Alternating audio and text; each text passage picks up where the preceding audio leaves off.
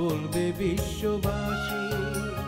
আসসালামু আলাইকুম বন্ধুরা, এই যে প্রাণীটা দেখছেন, দেখতে কিছুটা ঘোড়ার মতো, আবার কিছুটা হরিণের মতো। এই যে প্রাণীটা দেখছেন, এই প্রাণীটার নাম নীলগাই। নীলগাই এটা কোন দেশীয় প্রাণী এটা বলা মুশকিল, তবে এটুকু জানি যে এটা এই গরুর স্বভাবটা এমন, এটাকে আমরা নীলগাই বলা হচ্ছে, কারণ এই প্রাণীটার লেজটা কিছুটা গরুর মতন এবং মাথা শিং আছে, শিংটা গরুর শিংয়ের মতন, দেখলে মনে হয় হরিণের মতো, কিন্তু হরিণ থেকে এটা কয়েক গুণ বেশি বড়। হরিণগুলো তার পেটের নিচ দিয়ে চলে যেতে পারবে, এই প্রাণীটা এত বড়, ঘোড়ার মতন অনেক বড়, ঘোড়ার থেকেও হাইটে বেশি। এই প্রাণীটা আসলে সারা পৃথিবীতে এখন বিলুপ্ত প্রায়, কারণ এই প্রাণীটা অনেক হরিণের মতন, যেমন ছোট্ট একটা শব্দে হরিণ কেঁপে ওঠে, হরিণের পেটের ভিতর যদি মোচড় খায় তাহলে হরিণ ভয় পেয়ে দৌড় শুরু করে, তেমনি এই প্রাণীটার অনেক স্বভাব চরিত্র হরিণের মতন। আর এই প্রাণীটা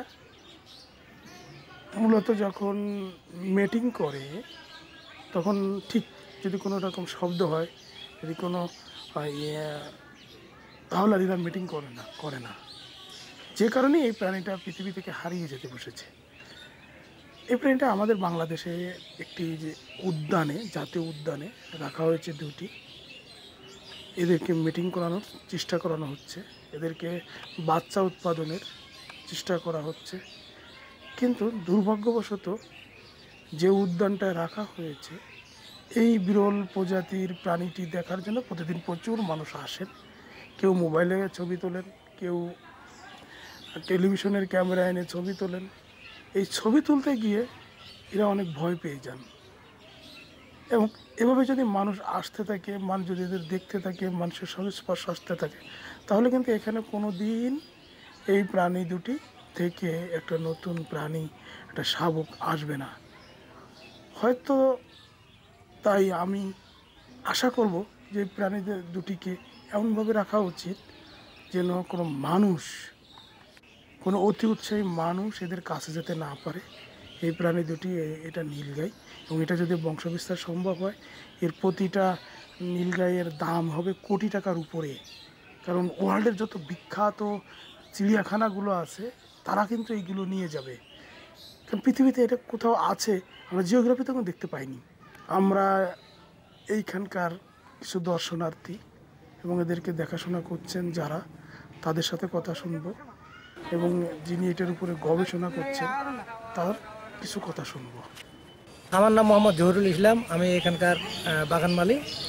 আমি এই নীলগাই, হরিণ, বানর, সাপ এগুলোর দায়িত্বে আছি আর কি। এই নীলগাইটা শুক্রবার রাত প্রায় 1টা-2টার দিকে আসছে, আমরা এখানে উন্মুক্ত করে দিছি। এরা কলা, ছোলা, তারপরে একটু ঘাস এই খাই জীবন ধারণ করতেছে আর কি, এবং এরা একসাথেই দুজনে থাকে। আশা করি এদের বংশবৃদ্ধি হবে এখানে আর কি। আমরা এর আগে একটি নীলগাই রামসাগরে অবস্থান করতে দেখেছিলাম, আজকে আসে আরও একটি নীলগাই, বিলুপ্তপ্রায় নীলগাই আমরা দেখলাম, এতে আমরা খুব খুশি, আনন্দিত।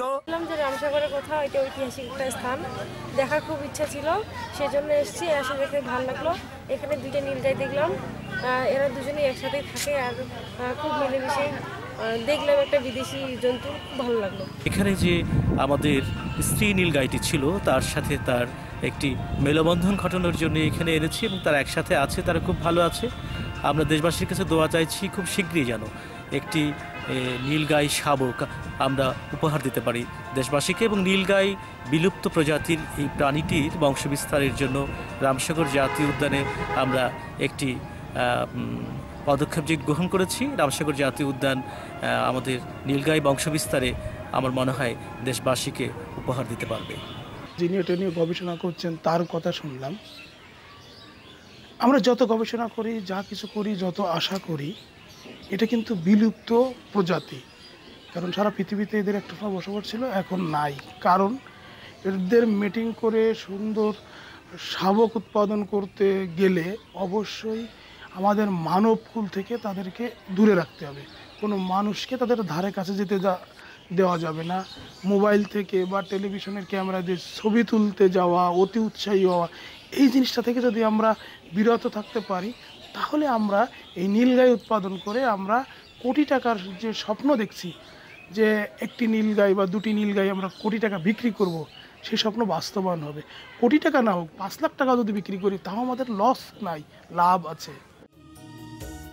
তোমরা দেশের আশ্রয় নায়ক, বলবে বিশ্ববাসী।